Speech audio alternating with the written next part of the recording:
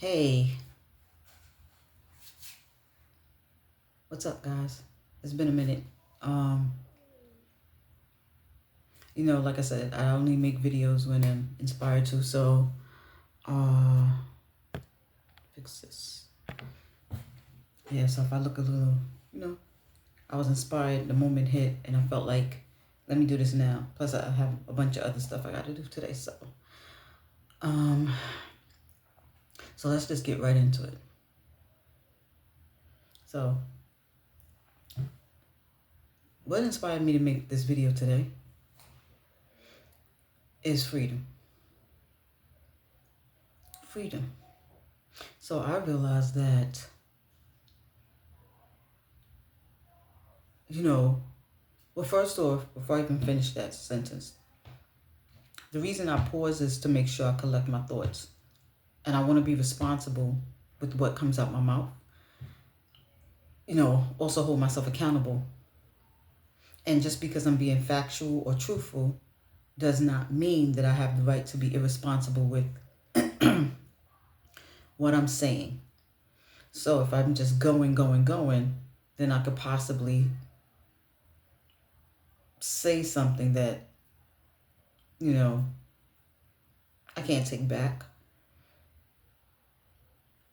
It might be, it wasn't the wrong thing to say, but maybe not the right time, that type of thing, or whatever. So I still want to be truthful, but I want to be responsible. So first thing I want to say is this video, trigger warning. Okay? It's trigger warning.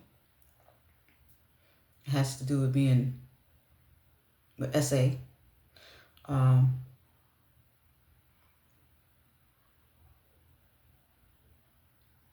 Incest, just toxicity, okay?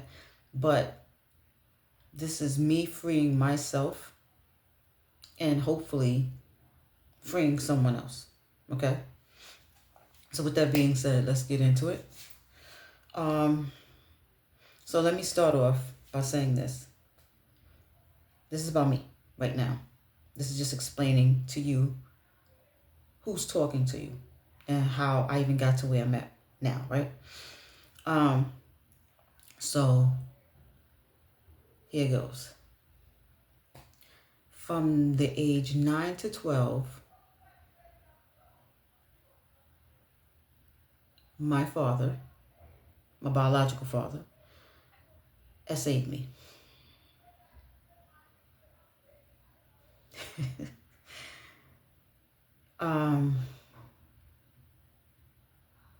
He was Mr. Nice Guy. Everybody liked him, while everybody feared him. And I guess I kind of admired that. Oh, he has this command where he doesn't demand it, he commands it. Now that I'm an adult, obviously I know better, but back then, we're talking about back then, that's what I saw as a little girl. Like, oh, wow. He walks down the street and people just be like, whoa, yeah, how you doing? Let's just give him respect. So out to the outside world, he was this really nice guy who was raising his daughter with some of his family.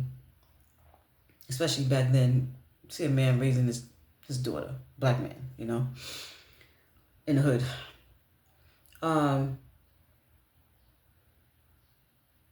But behind closed doors, he was a monster. And he, let me think about what I want to say here. I like to call it being held in captivity in plain sight. And you'll understand later why I say this. Because I wasn't allowed to date. I wasn't allowed to hang out with so many people. Like, anyone who knows me, if they ran across this video, they would definitely be like, no, that's true. Why? Because I was on the stoop every day. On the stoop. I couldn't go anywhere. He didn't help me with homework. he didn't really teach me anything except anything that had to do with household chores and duties. Okay? So if it had to do with cooking something, because by the time I was 9, I was washing dishes, cleaning the whole entire kitchen on a school night now, all the pots and pans. And I don't mean like 1 or 2 pots and pans. I mean like 5 to 9 pots and pans plus all the dishes we probably had, because the female that was staying there, who was also my abuser, but physical, mental, emotionally, verbally, like, she cooked everything under the sun. Okay? And I had to have that kitchen spotless. Now, mind you, she didn't cook till 7 o'clock. And this is a big ass dinner: rice, beans, cornbread, mac and cheese, and everything else. And I had to have all that, wash all those damn dishes, sweep, mop the floor, clean the table, clean off the stove, make sure the washing, because we had a washing machine in the kitchen, make sure the washing machine was clean, and then go to bed at about 11:30, 12 o'clock, so I can go to school in the morning. I was 9. That wasn't my job to do all that. But that's not the point. That's part of this. And this is giving you an insight to who's talking to you right now.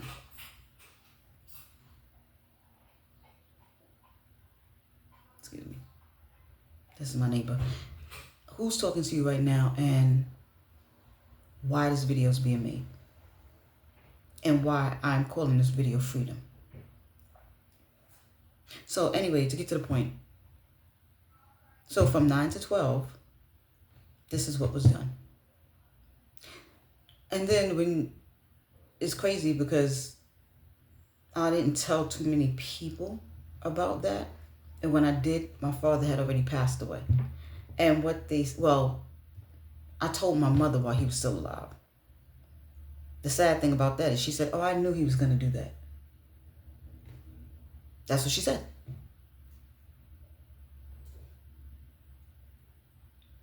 Wow.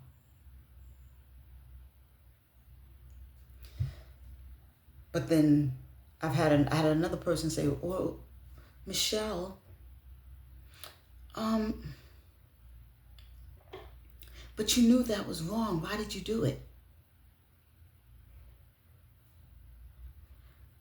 Because I was 9 and I loved my father and he manipulated a little girl.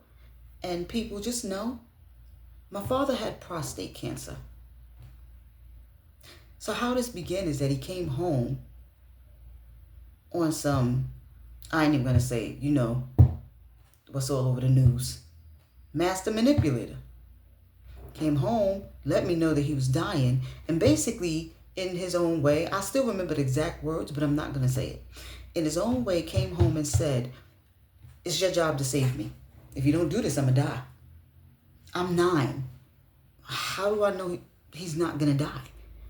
I don't want this to happen to me, but he says he's going to die. What do you do at 9 years old? You don't know the things you know now.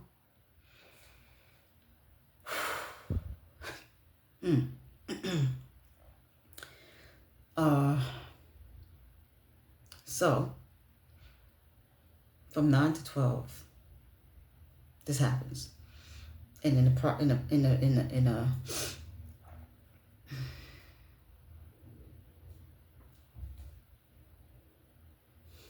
the midst of all of this, while all of this is going on, I'm just growing up trying to live and experience things. No, that's not what happened. What happened was, like I said, no boys. If a guy would say hi to me or stop and just talk to me, he would come out the window, see them, And I'm sitting. I'm not even standing up. I'm sitting down on the stoop. And he would say, get your fucking titties out that boy's face. Excuse my language, but that's what he said. As I said, trigger warning. I wasn't in the boy's face. I was sitting down. The boy was walking down the block, saw me sitting on the stoop, which happened very often because I was the lonely little girl who was always sitting on the stoop. So everybody who would see me, a lot of times, especially some of the guys, they would try to be nice and they'd stop. And this is how he acted. Or he would threaten the guy, get the fuck out of my daughter's face. So I couldn't have experiences. When I tried to go for a cheerleading, he said no. A lot of times if my class was, if there was something to do with school, like an after school thing, I did ask. No, I couldn't go. I couldn't do. The only thing I could do was stay on that damn block and sit on a stoop. That's it. That was it. So, I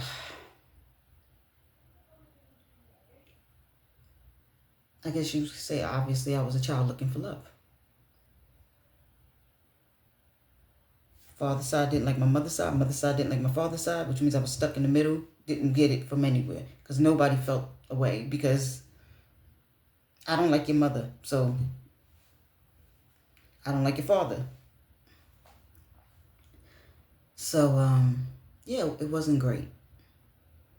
And then I had to deal with my mom, who was detached. Her emotions, her feelings, completely detached. She was just cold.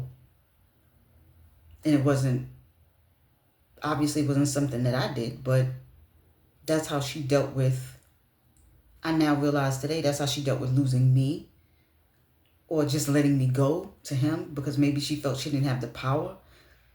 I'll never really know the real story as to why I ended up with my father.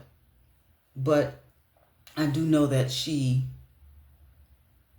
completely turned her feelings off toward me.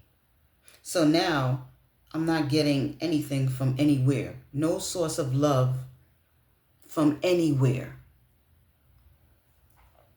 Speed it up. I'm now 17 because I done left home. I done ran away because the girl that was staying there beat me with a belt buckle and a cane. And my father knew this was going on, but he turned the TV up so he couldn't hear me screaming. I could not walk to my bedroom. I had to crawl to the bathroom.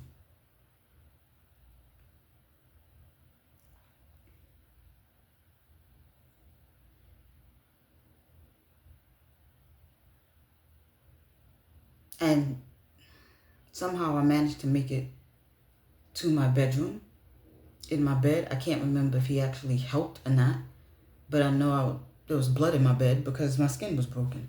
I was red, black, and blue all over. I went to school like that. And the teachers and the people saw me, did absolutely nothing. Not one person said, oh my God. Nothing. Not one word. I ended up running away because my sister, who was just as abusive, but she stopped because she went to hit me one day, and it was the very last time. And after that, I think she just was like, I'm done, because she couldn't hit me. I think I was just tired of being hit. Everybody was hitting me, and I was tired. She said that she was going to call and let this girl know that I'm not mentioning names, by the way, because I'm trying to be, I'm telling the truth, but I'm trying to be responsible. Even though the people hurt me, still I'm trying to be responsible. So basically, yeah, she said I'm going to call and let her know that you cut school. I didn't cut school. I just didn't go right away. I was late. And I was hanging with somebody they didn't want me to hang with. Because I guess they didn't want people to know what was actually going on. So when she said she was going to call her, all that went to my mind is, you're going to send me back to the same person who did this to me? This girl tried to kill me, and everything in me said, on that specific day, you're not going to make it. If they send you back there, you're not going to make it. She's going to kill you. Like, you're going to die. And I'm pretty sure that was my intuition, because I took her off and I hadn't seen my mother in years. But somehow I managed to get to my mother, who lived in the Bronx, and somehow remembered where she lived. Made it to her. She saw me. She felt something. I guess, seeing her child covered in bruises did something. And at that point, I couldn't go back to that house.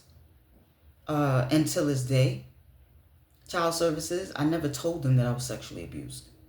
The reason I couldn't go back to that house is because my father let me be hurt, physically abused by her.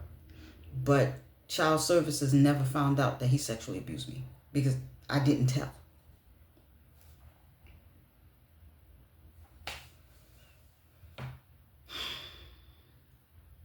I guess I felt some loyalty to him, or maybe it's shame, embarrassment, humiliation. So, again, speed it up. I get over there, and with my mother, like I said, she's detached. So I just basically became this young woman who has never, ever, at that time, had never, ever known what love was.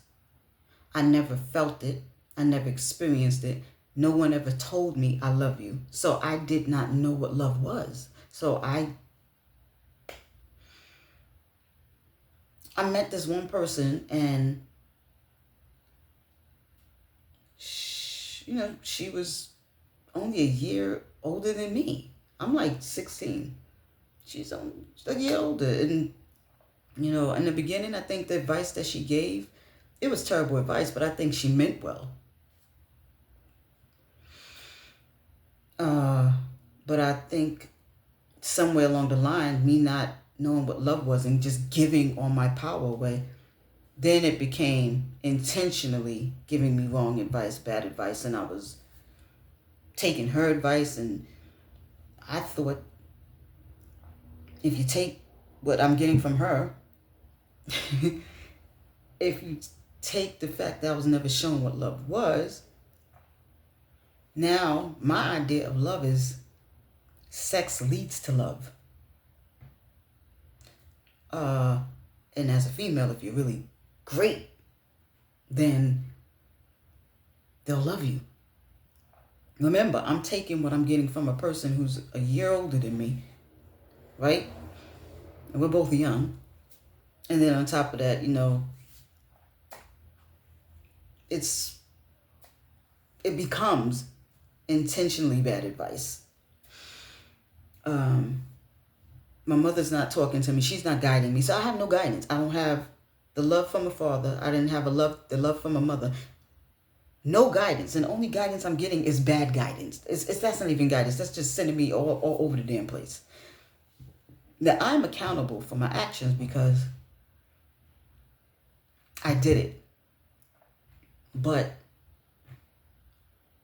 I did the best I knew how to do with what I was given. And remember, I wasn't given anything. No hugs, no I love yous, no you're amazing. What do you want to be when you grow up? My children's childhood with me is completely the opposite of what my childhood was. That's how far different it was. I can yell at my kid, be irritated with him. And these days, he's 11, so he's always irritated with me now. No matter if I say blue, he's irritated, okay? But it's love there. He knows he's loved. So I can somewhere in the middle stop and give him a hug and, hey, stop messing with mommy, or I love you, or or it's going to be okay, Hollis. What, you want to talk about it or whatever the case? I can talk to my son. I didn't get that growing up. I did not get that growing up at all. So, yeah, I thought sex leads to love. So, unfortunately, I'm not even going to say unfortunately. It happened. I was promiscuous, as they like to say. The problem with that is then when we see these young girls that are out here doing stuff, which is why I can relate, because I wasn't doing it because I was thrilled, because I would do it. Then after I did it, I felt ashamed. So I did it to feel love, but then after I did it, I felt ashamed. I knew the consequences. I knew that as soon as I went outside, I was going to be talked about. I was going to be ridiculed. I was going to be humiliated. I knew it. But I couldn't stop the craving for feeling loved. And since I wasn't going to, and it wasn't, the thing is, it wasn't just about sex leading to love. It was also somebody was holding me. Somebody. There was some type of intimacy. Even if it was just for however long it took, somebody was touching me. Somebody was holding me. Remember, I wasn't held. I wasn't hugged. I wasn't, none of that. It becomes, I guess you could say, some sort of addiction. That feeling is never, ever about the sex. You don't even want to. But if it means that someone's going to hug you, hold you,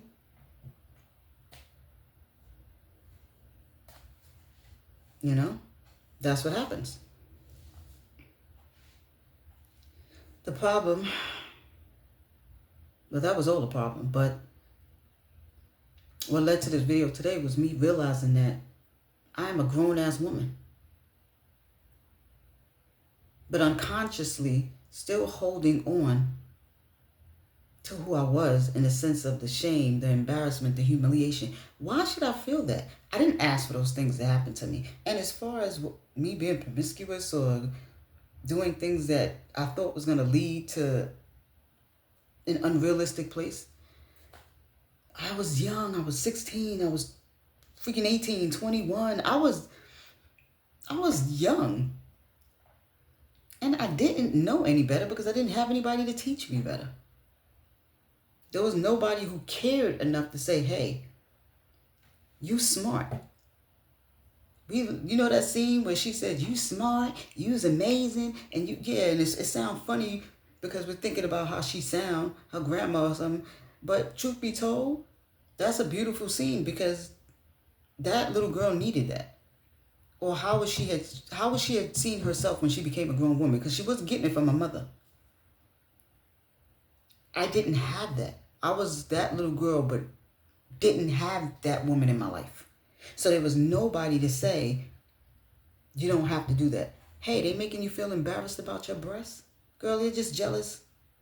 They're just upset. Don't worry about it. It was things I needed to talk to a woman about that I couldn't talk to. By the time I was 9, I was already developed. I wasn't a hefty girl. I wasn't, but I had to deal with predators from the time I was 9 because they saw a grown woman. They didn't see, I wasn't a grown woman, but they saw that body and they was like, whoa, yeah. And it was like, I didn't even enjoy my body when I was young because I spent all my time covering up. I used to walk around with my like this all day long so I couldn't be ridiculed by the bully who had a crush on me, but his only way to deal with his crush was to talk about me. So then he'd add on to the lies. I won't say add on to the lies. Some of the stuff they said was true, obviously, but he would lie and add on and make up stuff that wasn't true. Then I had to deal with the fact that, my mom being in the state that she was in at that time, because remember I told you my mother became this beautiful woman when my son, then I got pregnant with my second son, and we had a mother-daughter relationship. But her being in her unhealed place at that time, when I was a teenager, she didn't buy me clothes. And then I went through the same thing with my father. I had a closet full of clothes. That man would not let me wear them, but yet he would never take me anywhere, so I never got to wear the clothes. So he would send me to school in the same dingy, dusty clothes every day. So now I'm a bum. Now I'm getting clothes from my niece who's younger than me, who definitely enjoyed yelling and screaming out the window, take my clothes off. And I got my sister yelling and screaming out the window at me. All of us, not just me. I got my father yelling and screaming out the window at me. And I'm not even doing anything. So all this, you package all this stuff up that I'm telling y'all right now, this all leads to humiliation, public humiliation, embarrassment, shame. How do you, and I'm sitting here like, okay, doing my shadow work, doing my ego transcendence, and y'all know what I'm talking about if y'all meditate. And it's trying to transmute all that into trust, healing, faith,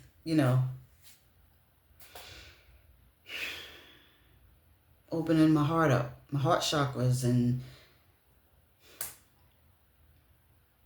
I'm trying to unblock. But I'm noticing that this was coming up. And it's like, okay. And I realized when I was doing my, I was doing an ego death meditation. Because obviously, as much as we want to transcend and we want them all to join, sometimes some of your ego is just so far gone, it just refuses to let go, and you just gotta separate it. But what happened was, as I went to turn the volume up or something, it clicked. I must have hit something and clicked off, and it went to the throat chakra. And when it went to the throat chakra, that's when I started realizing, whoa, I'm triggered. And I realized why I was triggered. And what I realized was that, okay, I'm not bothered by certain individuals, like, oh, you want these type of people back in your life. No. But I realized it was, damn, they don't feel remorseful. And I realized I have an issue, obviously, with people not feeling remorseful when they do messed up shit to you. They don't hold themselves accountable. And yes, it is about injustice. I say that all the time on this channel. But I realized in that moment, the trigger was, it reminded me of my mother. And you would say, oh, well, what about your father? Because what he did was way worse. And what my father did was terrible. But I think what happened was, even as a child, I could feel his remorse. Like when I came to him and I finally grew enough strength and asked him to not touch me anymore. He didn't touch me anymore. Unfortunately, he still let people hurt me, but he didn't touch me anymore. And he did cry. I don't know if he was crying for himself, like, damn, I can't touch her no more. But the fact is that he didn't. With my mother, that child did not get that remorseful mother. I got her when I became an adult, but the child in me did not get that mother that was remorseful, that felt bad, that held herself accountable for what happened, that was even remorseful for the fact that I left you with him and I knew this was going to happen to you. I didn't get that mother as a child. So because of that, I realized that when these people were in my life and they did whatever they did, and then they was like, and they left, and they like, yeah. I realized that, oh, wow, that triggers me because my mother was like that. She didn't care. She just didn't care. That's how I guess that's what she needed to do to get by in her life, to not feel whatever hurt, pain, disappointment, shame she was going to feel within herself. So I guess that was projected onto me by, I just don't care. I don't care. Well, that's not my problem. And that's when I said to myself, I have to free myself. And what's a better way than to, it's not as, why does it, I don't need to tell every partner I get with or every person who I become friends with, but why hold this so close to me like it's mine? It's not mine. It's not mine. Majority of the people who knew my father don't know he did this to me. I didn't tell them. They don't know. If I wrote a book today, they'd all be shocked and probably think I was lying. Oh, she lying. He would never. No, he did. So coming back to here, when it's like, okay, well, these are the things I've done, and then I have people on top. Now here's these other people that's like, she did this and she did that and she was this way and she was that way, and it's like, all right, I'm never gonna say yes to things I didn't do. You're just lying. But to the things that I did do, the things that I did do, I did them. But is that something to find joy in? Like, you still sitting here laughing at it? It's still funny? You're still trying to throw it out there and this is who I am? No, that is not who I am. That is what I did because I wanted love. And notice I said that is what I did because I wanted love. That's not who I was then either. I just wanted love. I just wanted to feel something. That's it. I wanted to feel something. I wasn't going to get it from my father because I wasn't going to get it without having to worry about what else was going to happen. And then he died when I was 17.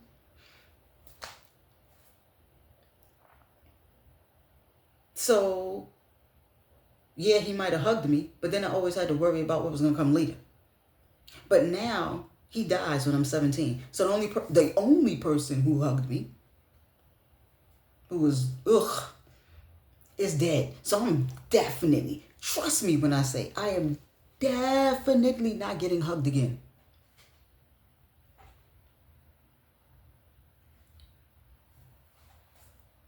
So with that being said, yes, I did a lot of shit that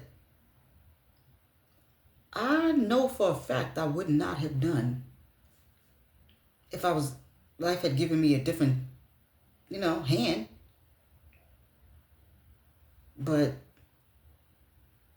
shit, that's what I was given. Those are the cards that I was dealt. So I didn't know what the fuck I was doing. So I just was trying to figure out life. Now that I'm older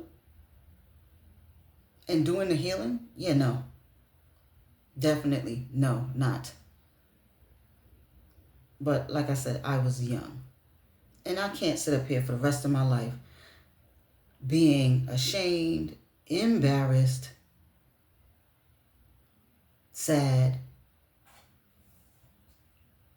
It doesn't... And I'm not even sad, but I guess that part of myself, yeah, you're walking around feeling like, oh, well, I did all these things. And no, yeah, I was a kid. Even when I was 21, I was still a kid in my mentality, my maturity. Because I didn't even know how to love myself. I still didn't know how to love myself when I was 21.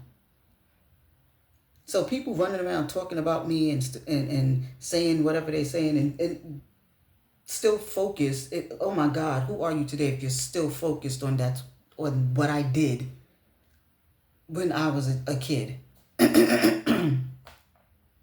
So yeah, I decided to free myself because this is not my burden to bear.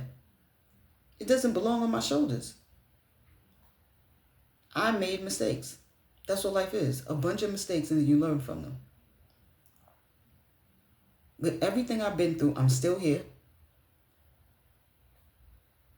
a lot of people would not be here today. And y'all know what I mean. I am still sitting here. I have 2 beautiful kids with everything I've been through.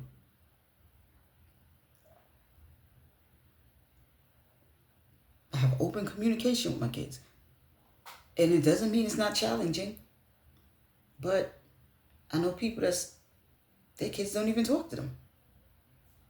I don't have to, hey, you want to talk? My kids will come find me and talk to me. That's a good relationship. And again, yes, it's challenging because everybody's getting older, but they still come and talk to me. They still know they can trust me. They still know that even if they mad at me and I'm mad at them, I'm going to ride for my kids. I'm not just going to leave them. I didn't have the relationship with my parents that I have with my kids and my kids have with me. So obviously me going through all the stuff that I went through, I turned out to be a pretty good human being, a pretty good mom, and I can say that because they told me so, not because I'm saying it.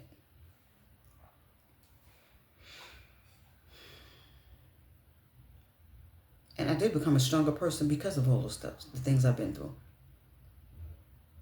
And I've always been wise and knowledgeable. No one ever bothered to check.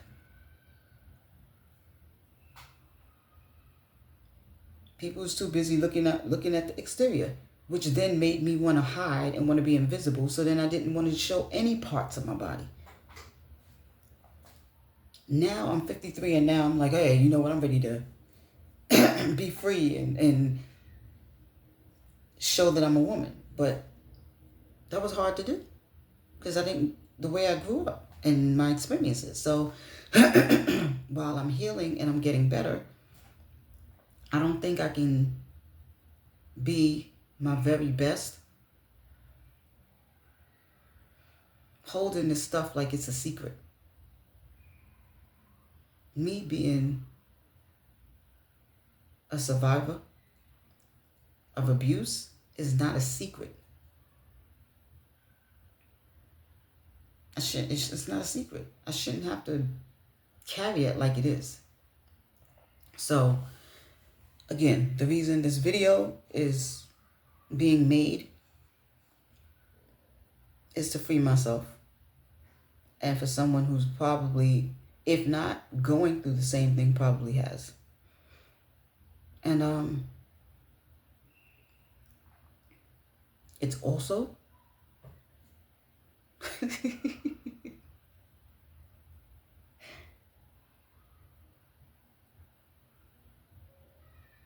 to let people know that they don't have to be in bondage to their past.